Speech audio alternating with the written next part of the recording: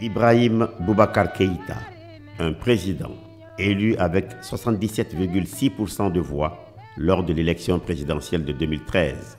IBK, porté à la tête de l'État, avait pour slogan « Le Mali d'abord, pour l'honneur du Mali, pour le bonheur des Maliens ». Je jure devant Dieu et le peuple malien. Dès sa première année à la présidence, en dépit de la présence de l'administration et de l'armée malienne sur toute l'étendue du territoire et la mobilisation de l'ensemble de la communauté internationale pour le Mali, l'espoir immense suscité par son élection est très vite entamé par un certain nombre d'affaires et de dérives. Un scandale financier révélant la dilapidation des fonds publics lors de l'acquisition inopportune d'un second avion présidentiel à prix variable. 7, 17, 18 ou 20 milliards selon. Nous n'avons aucun élément qui justifie que le Mali est propriétaire de ce Boeing 727. Les surfacturations avérées lors de l'achat d'équipements militaires pour 69 milliards de francs CFA. L'octroi frauduleux d'une garantie bancaire de 100 milliards accordée aux fournisseurs lors de la passation du dit marché. Le népotisme avéré au sommet de l'État. Le Mali d'abord devient alors ma famille d'abord. Des accointances révélées par voie de presse avec un homme d'affaires corse au passé trouble, Michel Tomi, surnommé le parrain des parrains. La levée des mandats d'arrêt à l'encontre de membres de groupes armés insurgés, puis leur libération, et cela sans procès. Le désaveu de la politique du président par son premier ministre Oumar Tatamli, qui démissionne après seulement 7 mois de gouvernance. Une visite inopportune aux conséquences désastreuses de son successeur Moussa Mara à Kidal, provoquant une détérioration tragique de la situation au nord du pays, remettant ainsi en cause les acquis fragiles des accords de Ouagadougou. Des sanctions économiques prises par les institutions internationales comme le FMI, la Banque mondiale et l'Union européenne qui suspendent l'aide budgétaire au Mali. Parmi les nombreuses interrogations suscitées par cette décevante première année de gouvernance, IBK doit faire face à celle-ci.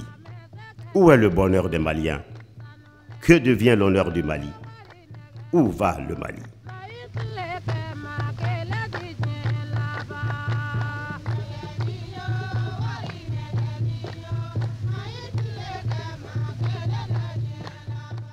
Le 11 septembre 2014, quelques jours seulement après s'être adressé à la nation à l'occasion du premier anniversaire de son accession au pouvoir, IBK se voit interpellé par les associations de défense des droits de l'homme au cours d'une marche de protestation.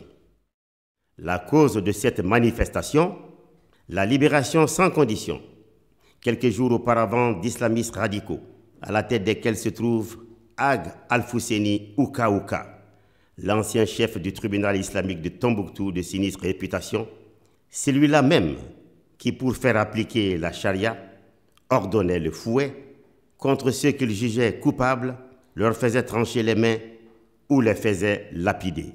Suite à la libération le 15 août dernier du juge islamiste de Tombouctou, Ag Al-Fousseni Ouka Ouka, 30 organisations et associations de défense des droits de l'homme ont adressé une lettre de protestation contre cette libération au président malien Ibrahim Boubacar Keïta. Nous avons dit qu'il faut que l'impunité cesse au Mali. Nous avons dit que les gens qui ont été injustement libérés doivent être repris. On ne peut pas les libérer comme ça. Il faut laisser la justice aller jusqu'au bout. Vraiment, le gouvernement a échoué dans sa lutte contre le terrorisme.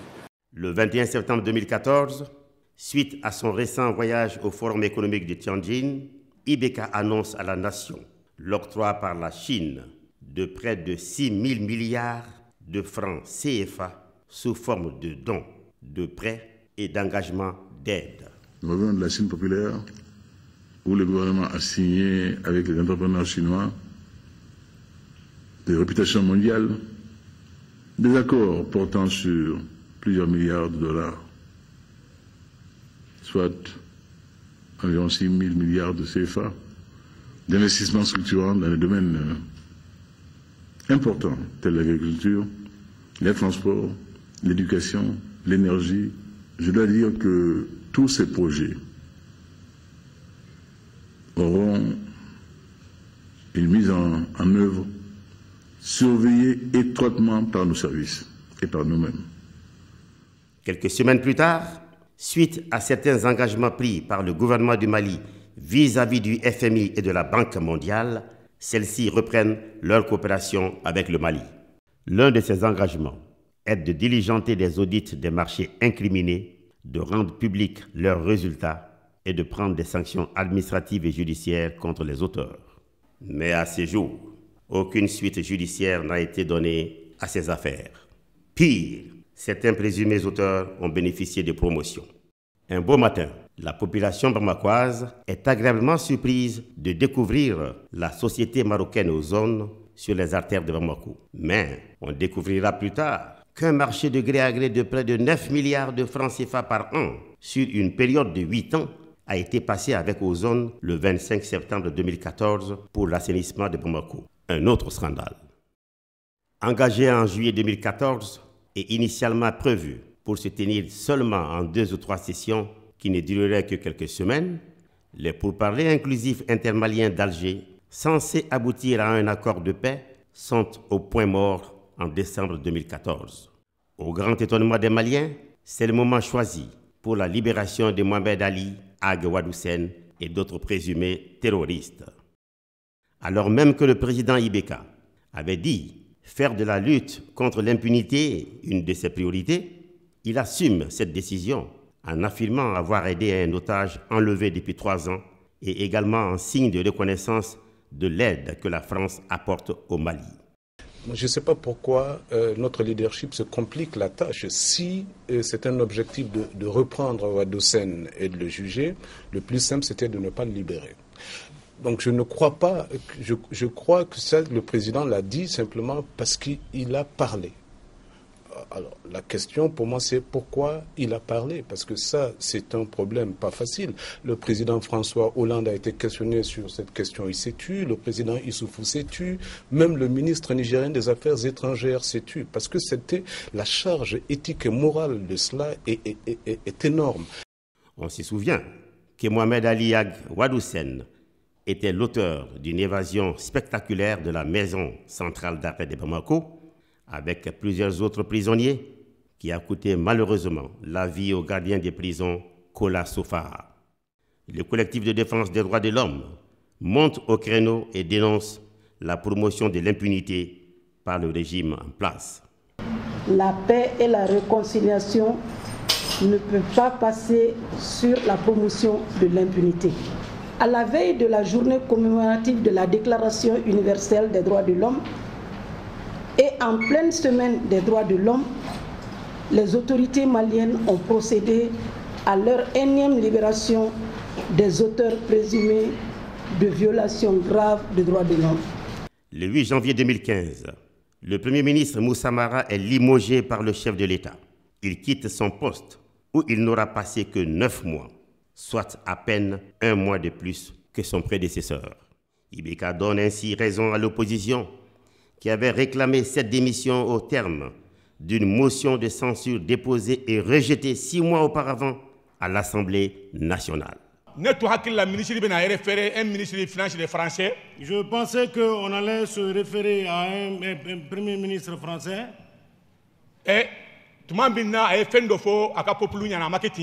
Qui avait dit quelque chose qui n'était pas vrai à son peuple en ce moment.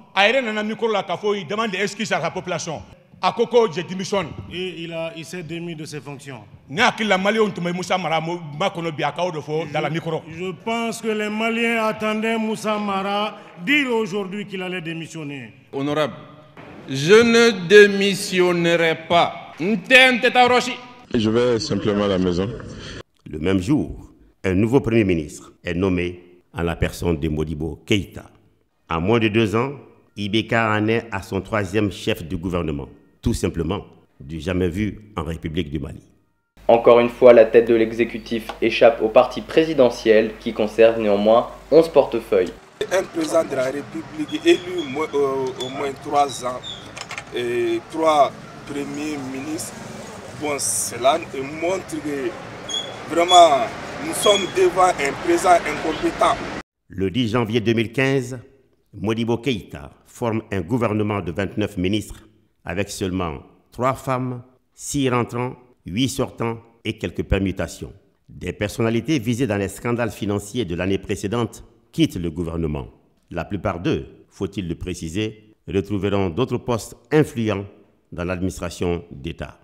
Le président de la République a fini par donner raison à l'opposition. Il a limogé tous les membres du gouvernement qui sont cités dans les affaires de malgouvernance et de mauvaise gestion. Ce que nous souhaitons maintenant, c'est que la justice ait les mains libres pour situer les responsabilités afin de laver l'honneur souillé du Mali et restaurer la confiance avec nos partenaires au développement. Nous regrettons qu'il n'y ait que 3 femmes dans le gouvernement. Comment ce gouvernement peut-il gagner le combat avec 23 membres du gouvernement qui sont reconduits, avec 3 membres du gouvernement qui viennent des régimes passés, ce qui fait 26. Il n'y a que 3 nouvelles personnalités.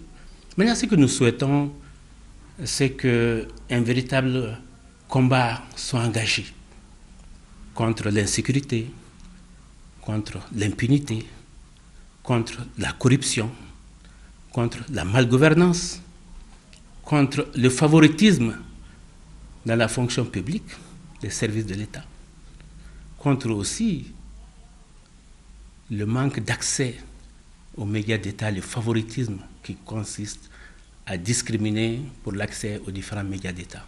Du 7 au 9 janvier 2015, des attaques terroristes islamistes perpétrées en France font plusieurs victimes et choquent la communauté internationale.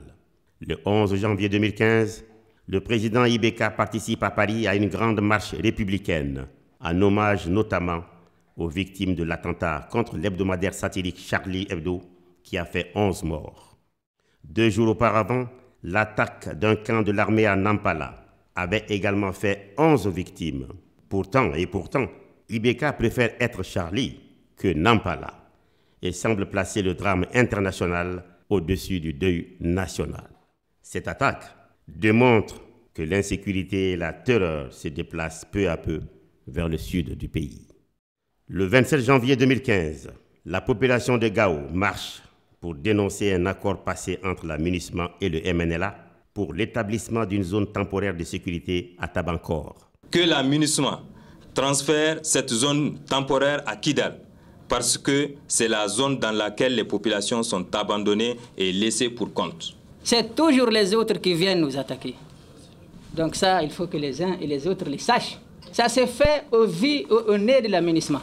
Au cours de cette marche pacifique, les casques bleus ouvrent le feu sur les marcheurs. Bilan, 5 Maliens tués et des dizaines de blessés. L'opinion publique est sous le choc.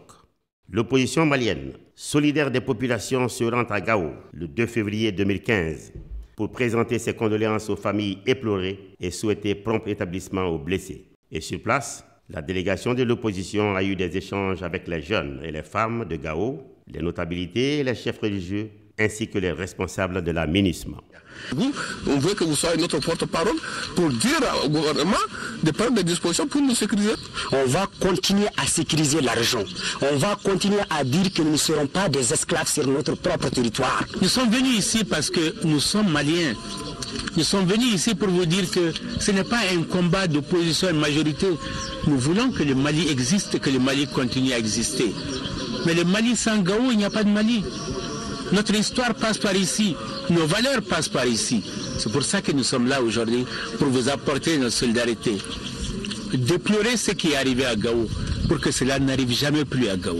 Malgré les déclarations faites en 2013, ceux qui veulent la paix négocieront sans armes avec le gouvernement du Mali. Aucun rebelle ne saurait se hisser à ma hauteur pour discuter d'égal à égal. Cela n'est admis nulle part et cela ne sera pas admis par le gouvernement du Mali, par le président du Mali que je suis. Le président Ibeka a finalement accepté de négocier avec les groupes rebelles et c'est le 1er mars 2015 que l'accord pour la paix et la réconciliation au Mali est finalement paraphé par le gouvernement malien et certains groupes armés. L'opposition dénonce d'emblée cet accord qui, selon elle, est porteur de risques majeurs pour l'unité et la stabilité du pays. Cet accord signé sur fond de désaccord est le résultat d'un long processus de négociation qui s'est déroulé à l'extérieur du Mali, dans la capitale algérienne.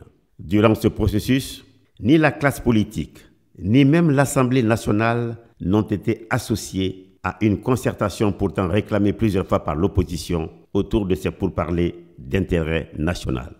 Alors que cet accord est censé ramener la paix et la sécurité dans le pays, moins d'une semaine après son paraphe, le 6 mars 2015, la capitale malienne, jusque-là épargnée par les attentats, est frappée par une attaque terroriste sans précédent. 2 Maliens et 3 Européens sont froidement abattus au restaurant La Terrasse, en plein cœur de Bamako. 8 personnes sont blessées. Le président Ibeka étant injoignable dans la matinée du 7 mars 2015, c'est au Premier ministre Modibo Keïta que le président français François Hollande exprime immédiatement sa solidarité avec le peuple malien. Ousmane est un miraculé. Il a reçu 2 balles dans la poitrine. Entouré par sa famille sur son lit d'hôpital, il repense sans cesse à la mort de son ami. Avec Fabien, ils étaient devenus inséparables ces 2 dernières années. Vendredi soir, comme chaque semaine, ils s'étaient retrouvés pour boire un verre. On était à l'entrée du bar et on causait tous les deux. Au moment où ça s'est passé, j'ai juste senti quelque chose me traverser le corps. Et puis, je ne savais même pas qu'il était mort. C'est le samedi matin que je l'ai appris. Parce que moi, j'ai couru après avoir été touché. Zakaria était lui son meilleur ami. On dansait côte à côte même comme ça. Quand le premier coup de feu a déclenché, là, je pensais que c'était un haut-parleur qui avait pété. Directement, il y a eu un deuxième coup de feu qui a déclenché, donc là, je l'ai perdu de vue. L'attaque du restaurant La Terrasse révèle à quel point Bamako, notre capitale, est vulnérable et démontre les défaillances criardes du système de sécurité d'un pays pourtant en état de guerre depuis plus de 3 ans. La psychose sécuritaire s'installe au sein de la population malienne. Après de longs pourparlers, l'accord pour la paix et la réconciliation débouche enfin sur une signature en 2 temps. Une première fois le 15 mai 2015 avec toutes les parties prenantes sans la CMA et une seconde fois le 20 juin 2015 à Bamako avec la CMA. Pour les populations déplacées et réfugiées dans les pays voisins, ces signatures devraient être la garantie de leur retour dans un Mali stabilisé et sécurisé. L'espoir est-il enfin permis? Pas vraiment. Oui, pas vraiment. Malgré une campagne quasi promotionnelle pour faire accepter l'accord aux populations, le Mali entre dans une série noire d'attaques et d'attentats qui font des dizaines de morts et de blessés. Le 10 juin 2015, le village de Misséni, à la frontière avec la Côte d'Ivoire et le Burkina Faso, est attaqué. Un gendarme tué, 2 blessés. Le 24 juillet 2015, le camp de l'amunissement basé à Guelok est la cible des tirs d'obus. Le 1er août 2015, une attaque contre une escorte des forces armées maliennes sur l'axe Nampala-Diabali fait 2 morts et 4 blessés. Le 3 août 2015, une attaque contre le camp des gardes de Gourmara-Rousse fait 11 morts et 1 blessé. Ce même lundi 3 août 2015, juste quelques heures après la mort de nos soldats au champ d'honneur, le gouvernement annonce qu'il prend ses vacances. Et lorsque l'opposition, l'URD en tête, critique ce départ en vacances, surprenant au demeurant, au vu de la grave situation sécuritaire du moment, elle est attaquée par le ministre de l'économie numérique, de l'information et de la communication et porte-parole du gouvernement, Choguel Kokala Maïga. Vous aurez remarqué le ton de ce communiqué n'est dit nulle part que des condoléances sont présentées à nos soldats qui sont disparus, à leurs familles. Ne pas prier pour leur repos en paix. Ne pas souhaiter prompt rétablissement aux blessés. C'est quelque chose qui est inimaginable dans notre pays, dans notre société tout court. Ça n'a pas été fait dans le communiqué de l'opposition. Le Premier ministre a explicitement indiqué au peuple malien que le gouvernement va en vacances, mais en 2 groupes. Le groupe qui s'occupe des questions de sécurité, qui s'occupe de la mise en œuvre de l'accord, sont des ministres qui sont consignés à Bamako. Il s'agit du ministre chargé de la Défense, le ministre chargé de la Sécurité, le ministre chargé de l'administration territoriale, le ministre chargé de la réconciliation nationale, le ministre chargé du développement des régions du Nord qui pilote aujourd'hui le processus de négociation. le ministre des Affaires étrangères et le ministre de la Communication. Et donc j'en appelle au sens de la responsabilité, à l'union sacrée des Maliens, et je suis convaincu que l'opposition tirera les conséquences de ce qui vient de se passer. Voilà, une fois de plus, une grosse gaffe du gouvernement. L'URD, à travers un communiqué en date du 3 août 2015, a condamné les attaques et présenté ses condoléances aux familles des disparus. Ce communiqué, nous allons vous le lire. Communiqué de l'URD. L'URD condamne avec la plus grande fermeté les attaques djihadistes et terroristes perpétrées contre les positions de nos forces armées et de sécurité sur l'axe Nampala-Djabali dans le cercle de Nyono, région de Ségou, et à Gourmara-Rousse dans la région de Tombouctou, respectivement les 1er et 3 août 2015. Ce communiqué a été déposé à l'ORTM contre décharge le 4 août 2015. Une passe d'armes par voie de presse s'ensuit, où le ministre se ridiculise aux yeux de l'opinion. Quelques jours après, le même ministre qui se disait consigné se retrouve en France. Au cours du seul mois d'août, durant les vacances du gouvernement, 12 attaques ont été perpétrées, avec un bilan sinistre de 50 morts, dont 21 soldats maliens. Vendredi 7 août 2015, attaque du camp militaire, puis de l'hôtel Byblos à Sévaré. Bilan, 14 morts, dont 4 soldats maliens et 8 blessés. Samedi 8 août 2015, attaque de la brigade de gendarmerie de Baguinda. Dimanche 9 août 2015, attaque de la localité de Gabeli, Gourmara-Rousse, par des hommes armés. 10 morts parmi la population civile. Lundi 10 août 2015, un véhicule des FAMA saute sur une mine près de Diabozo, à Tenenkou. 3 morts et 4 blessés. Mercredi 12 août 2015, à Bamako, des hommes armés et enturbanés attaquent un poste de police à la gare routière de Sogoninko. Bilan, un policier tué et un civil blessé. Jeudi 13 août 2015, des hommes armés assassinent l'imam du village de Barkerou, dans le cercle de Nyono. Dimanche 16 août 2015, des hommes armés attaquent la voiture d'une ONG à Gundam. Bilan, un blessé et 11 300 000 francs CFA de butin emportés par les assaillants. Nos forces armées et de sécurité sous-équipées ne peuvent manifestement pas endiguer ce flot de violence. Et pour pallier ces sous-équipements des forces de défense et de sécurité, l'opposition propose, entre autres, de renoncer à certaines dépenses de prestige, comme la rénovation de la résidence des hôtes de la base aérienne à hauteur de 5 milliards de nos francs et le pavillon présidentiel de l'aéroport de Bamako à hauteur de 8 milliards de francs CFA. On ferait ainsi une utilisation plus judicieuse de ces 13 milliards, en plus des ressources déjà prévues pour la défense et la sécurité.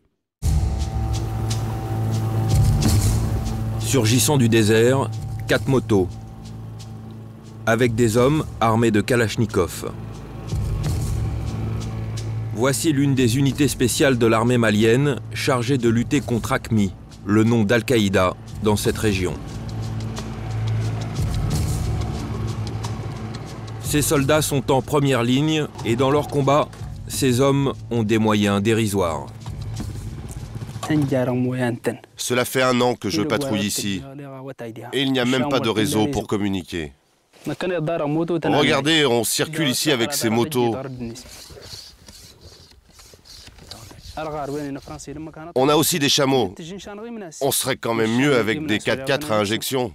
Ça veut dire que AQMI est nettement plus efficace et équipé que vous. Oui, de très loin. Le Sahara est immense. Je vous ai envoyé un SMS, monsieur le ministre, en vous disant la gendarmerie de Kolonjeba est mal dotée.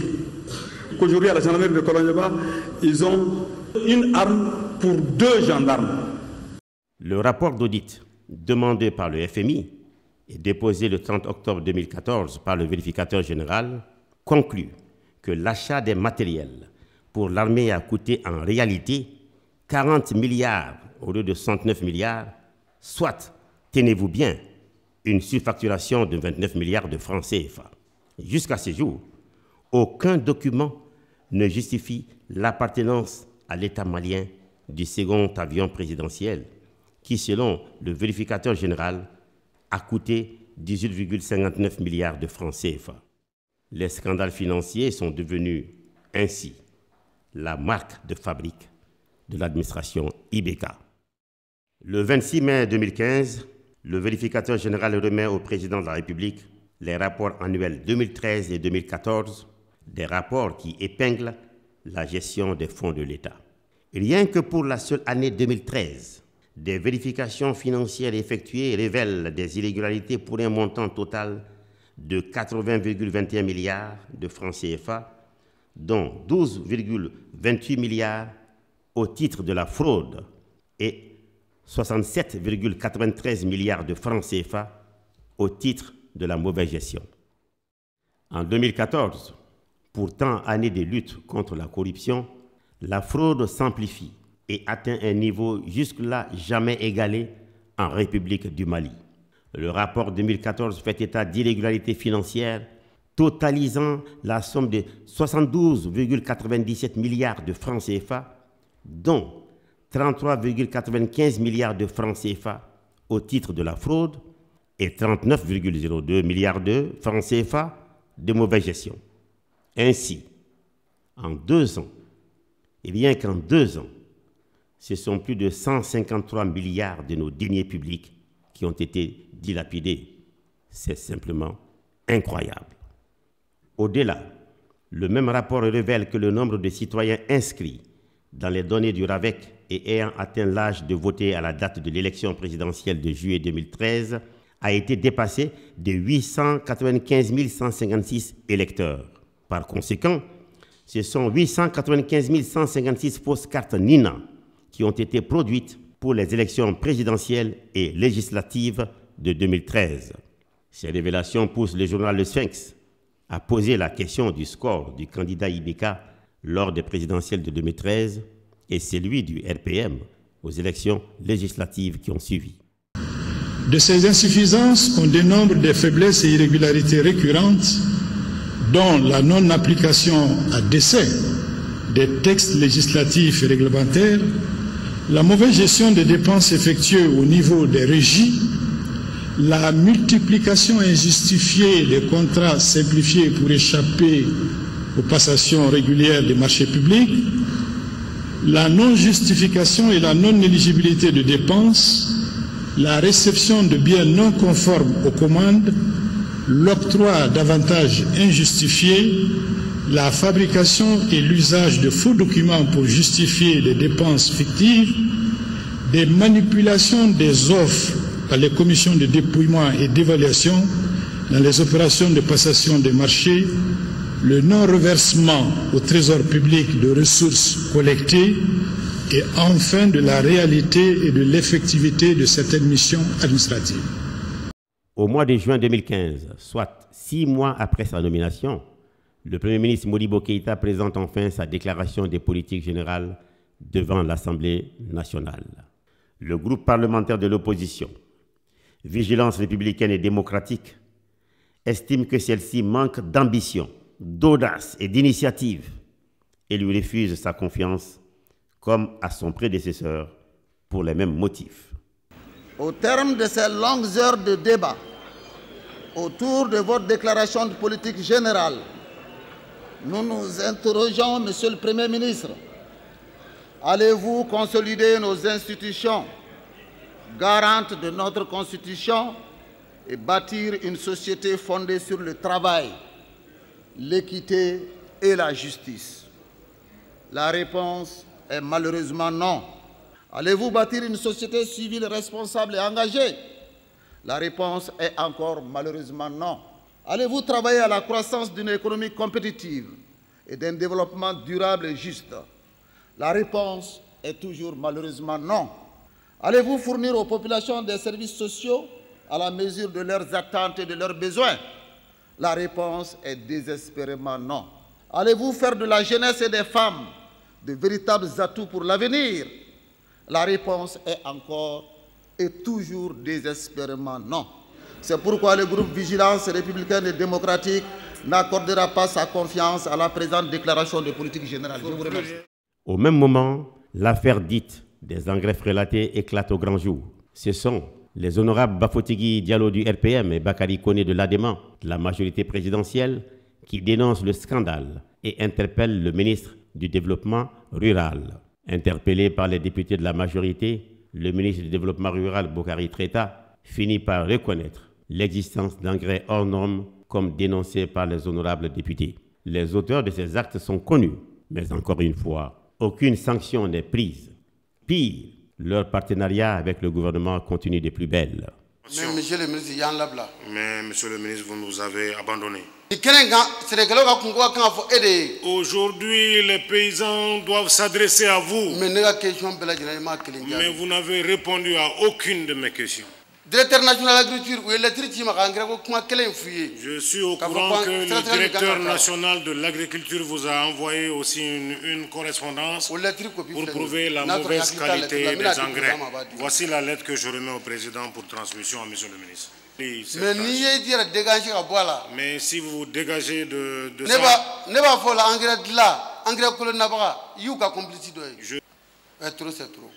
Dans la même période, la carte d'identité et le passeport deviennent une denrée rare pour les Maliens.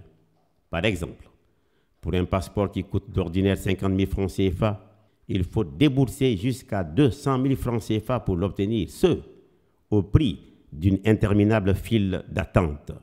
Plusieurs fois interpellé sur la récurrente question de délivrance des passeports, le ministre de la Sécurité intérieure et de la Protection civile, Sada Samake, continue dans le déni en affirmant Urbi et Orbi qu'il n'y a pas de pénurie de cartes d'identité ni de passeports au Mali. Au sujet des passeports ordinaires et de la carte nationale d'identité, en réitérant, Monsieur le Président, les éléments de réponse donnés les 17 et 30 avril 2015, je voudrais ajouter que les files d'attente observées sont le reflet à la fois de la grande disponibilité des dits documents, des capacités de réponse des services chargés de les délivrer. L'opinion publique est désorientée. Devant l'évidence, le Premier ministre dessaisit le ministre de la Sécurité de ce dossier et organise lui-même le mode opératoire d'obtention du passeport. Passeport ko, carte d'identité ko, ministre chien saba, habita assemblée.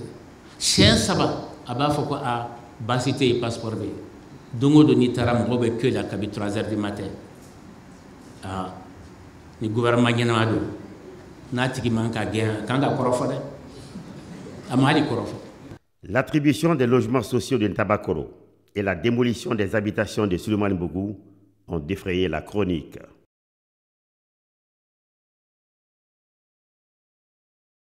Le ministre d'État fait un balma au drama. Soko. Le ministre de l'État cas social. Les critères d'attribution cités dans le document n'est pas respecté par les autorités eux-mêmes. Bon, après les événements du 22 mars, on pensait qu'il allait avoir un autre changement. Mais c'est la même chose et c'est même pire aujourd'hui que le passé. Mais il faut, il y aura une sana. Quand il préfère de y refaire, c'est là. C'est-à-dire forcé par la fin. A Chili, on est mis dans la Doronibado. Depuis 2010, il y aura une sur 2008. Il y a 2010.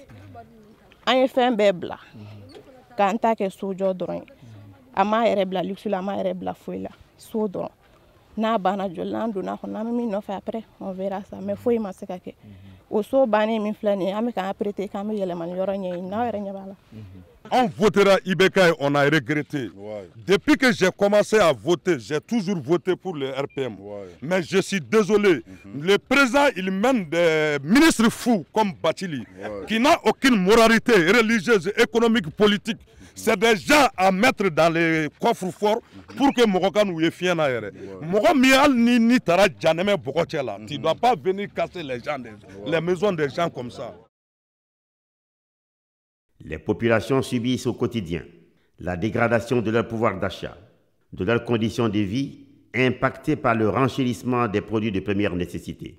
À ces maux s'ajoute la longue liste d'injustices et de frustrations vécues par les mêmes populations. Insécurité, marasme économique, risque majeur de partition du pays, gabegie, corruption, népotisme sont les mots qui frappent notre pays et constituent, à n'en pas douter, la marque de fabrique du régime IBK. Aujourd'hui, le Mali est outragé. Le Mali est brisé. Le Mali est martyrisé. Où est donc le bonheur des Maliens? Que devient alors l'honneur du Mali? Où va le Mali?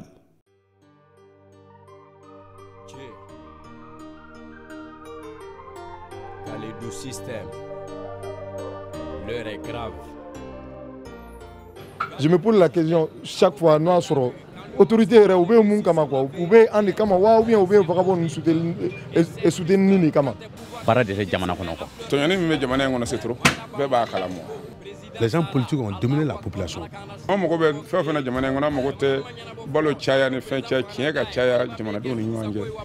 So daga gele bolo daga gele. No olu kon no nana anu bi lafiya nyana ni maji be bo e ba soro ni kuma mi fo mo ka ko la dreba be tika ka bola ni dana ya sabatira fo mo ni fo ka fo ni fanda ere ntonya ni sira akan tonyo bi bulika boka eku o droni ka dawo o droni mo mo sa bibi la kona nyobe gela muna bibi yer la o de ye mbal ko yere sira ere de mais fo mo be degu min da mo ka o de ka gele na be o de be na ni sécurité tan parce que ni ga degu boyana e fana ba ko bi yere defa ko kera dro jago la be ko juge kiriga tige tiega bon na fa ko juge la be ko juge abi tla ka mi ne ka tla ka bla bon vraiment abi mo wara ja abato mo wara be ja fara ga nyoke. Après les événements, confiance et tout. Les gens ont peur de ce qui se passe au niveau de l'État. Barate jamana kono bo hanne concours ke iba concours ke doron era to te parce que concours era ba soro yo yuru ko era ka mo to bla en concours era fait la ka ba ngamene era be ka ta ini ke chien be nyana chien tiki sirane do. Faut avoir un État fort parce que la population n'a plus confiance à l'État.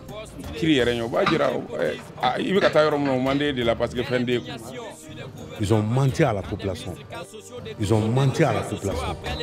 Ils ont menti à la population. Ils ont menti à la population. Démocratie fracturée, mais on est où là? Le pouvoir c'est plus sur quel pied danser? La nation meurtrie, population trahie, on se sent humilié et indignement traité. Campagne Maba Alsa, je serai impitoyable pendant que nous subissons un quotidien insoutenable. Allez-y au marché et allez voir les prix. Il y a urgence, le panier de la ménagère crie au prix. Malien meurtri voudrait tourner la page restera collée tant qu'on s'adonne au pillage. Le vol orchestré, la monnaie courante a engendré la pauvreté et la misère galopante. Un pays au fond du puits, gouvernement bêta congéla. Crisi batan flafli la, alsa ombe sunokola. Mali beni makarna terroriste ou belune de miel la. Katou konofa nampala, kana jisma mi autogar la. Tant pis pour les soldats maliens massacrés. Tant pis pour les ménages dont les paniers sont troués. Tant pis pour les paysans qui utilisent l'engrais frélaté. Tant pis pour les caisses d'État dont l'hémorragie est annoncée. Engrais frélaté contre un peuple affamé. Au nord on est massacré, au sud on est empoisonné. Zonte se ka zomne, mana korobe nyona. Parce que zomne la chamane ganambe ni zoyaina.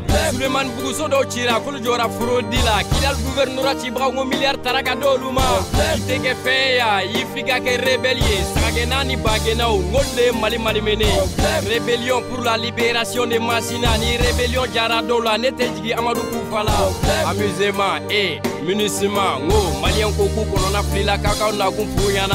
Wadi baba plenye ko armée malienne ka sécuriser ngamar paxe jaman babulo ka rebelu sécuriser. Kanga journaux étouffé katapaji sans fin ouais. Mumbi poligata France 24 la ni complexité. Mali radio na télé o munela aba Paulo kuna, munela aute kuna poni sanemani kiedi malien ma. Ni élection na tawe ke président fonyana. C'est ma capacité colonje malien de ma foi famia. Malien yere o Mali sababa. Malien yere o Mali l'heure grave.